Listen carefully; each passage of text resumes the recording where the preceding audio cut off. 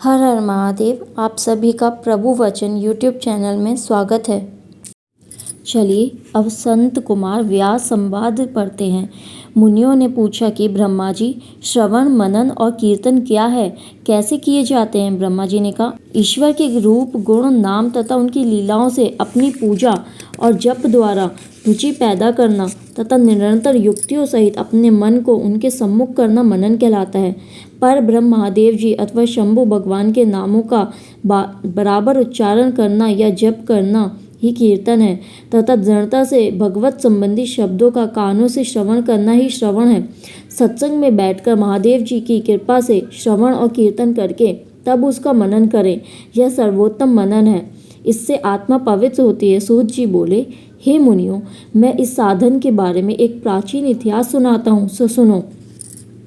एक समय सरस्वती के तट पर मेरे गुरुदेव भगवान व्यास जी तप कर रहे थे। तभी वहाँ संत कुमार जी ने उनसे आकर पूछा, हे भगवान, शिवजी तो प्रत्यक्ष ही सहायक हैं, फिर आप ऐसा तप क्यों कर रहे हो? व्यास ने उत्तर में कहा कि मैं मुक्ति के लिए तप कर रहा हूँ। तब संत कुमार जी बोले, हे व्यास, ऐसा ही भ्रम मुझे भी हुआ था। इसी प्रकार मैंने भी मुक्ति के लिए मद्राचल पर तप किया। तब शिवजी की आज्ञा से नंदीश्वर ने मुझे बताया कि शिवजी के कीर्तन, श्रवण तथा मनन द्वारा ही मुक्ति मिल जाती है। तब मेरा भ्रम दूर हो गया। अतः व्यास जी, आप भी ऐसा ही करें। ऐसा बताकर संत कुमार जी चले गए। इस पर ऋषि ने पूछा कि जो श्रवण, कीर्तन, मनन नहीं करता वह बिना यत्न के कैसे मुक्त हो सकता है? कृपा कर यह हमें बतलाइए। लिंगेश्वर परिचय। सूत जी बोले, हे ऋषियों, आपके प्रश्न के अनुसार यदि पुरुष श्रवण, कीर्तन, मनन ना करे और शिवलिंग की स्थापना कर पूजन करे तो वह संसार सागर से तर जाएगा। मैंने श्री गुरुमुख से सुना है कि शिवजी ब्रह्म स्वरूप, निष्फल, कला रहित तथा काल सहित हैं। इस निष्फल में निरंकार लिंग की प्रधानता है। वे सभी कलाओं से युक्त हैं और साकार निराकार से ही शिवजी ब्रह्म संयक भी है।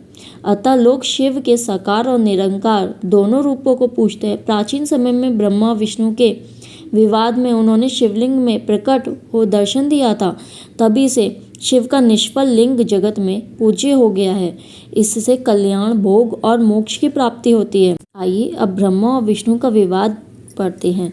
नंदिकेश्वर बोले, पूर्व समय में भगवान विष्णु अपने पार्षदों के साथ लक्ष्मी जी सहित शेष शैया पर शयन कर रहे थे। तब ब्रह्मा जी वहाँ स्वयं ही जा पहुँचे और विष्णु जी को पुत्र संबोधन करके पूछा, हे पुत्र, तू कौन है? उठ, तू मुझे देख, मैं तेरा ईश्वर यहाँ आया हूँ। विष्णु यह सुनकर क्रोध को दबाते हुए उनसे बोले, हे पुत्र, तुम्हारा कल्याण हो, आओ बैठो, मैं तुम्हारा पिता हूँ। कहो, तुम्हारा मुख टेढ़ा क्यों हो गया है? ब्रह्मा जी बोले, समय के फेर से तुझे अभिमान हो गया है। हे पुत्र, मैं तुम्हारा रक्षक हूँ, इस समस्त जगत का पितामह हूँ। विष्णु बोले, अरे चोर, तू इतना बड़प्पन क्या दिखाता है? सारा जगत तो मुझ में निवास करता है। तू मेरी ही नाभि कमल से पैदा हुआ है और मुझसे ऐसी बातें कर रहा है। इस प्रकार उन दोनों में विवाद बढ़ गया।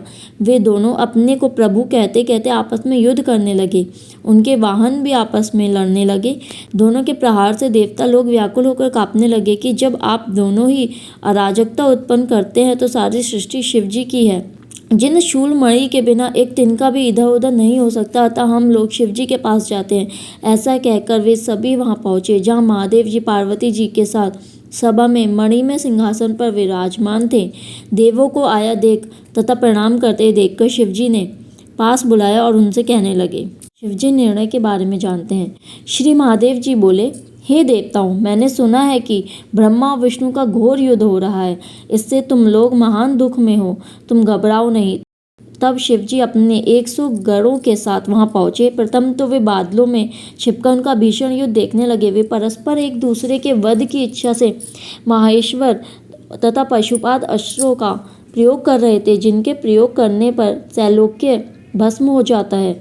इस प्रलय के वातावरण को देख निष्फल शिव दोनों के बीच में जाकर एक तेजों में अग्नि के समान चमकते हुए स्तंभ लिंग के रूप में प्रकट हुए। तो उस महातेज वाले स्तंभ को देख दोनों विस्मय में पड़ गए। अस्त्र शस्त्र सभी शांत पड़ गए। दोनों बोले, यह इंद्रियातीत अग्नि स्वरूप स्तंभ क्या है? हमें इसका पता लगाना चाहिए। यह सोचकर दोनों वीर शीघ्रता से चल पड़े। विष्णु जी शुक्र का रूप धारण करके पाताल में बहुत दूर तक गए।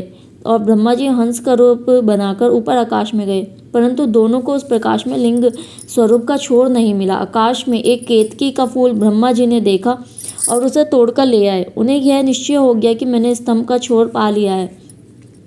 वे केतकी के फूल को लेकर विष्णु के पास लौट आए। विष्णु भगवान ने उनके पैर पकड़ लिए। ब्रह्मा के इस छल को जानकर शिव जी उसी क्षण प्रकट हुए। विष्णु भगवान ने उनके चरण पकड़कर प्रणाम किया। विष्णु की इस महानता से भगवान शिव बहुत ही प्रसन्न हुए। उन्होंने प्रसन्न होकर उनकी सत्यवादिता की प्रशंसा की और अपनी समता प्रदान की। तो चलिए आज इस वीडियो का यहीं समापन करते हैं। धन्यवाद।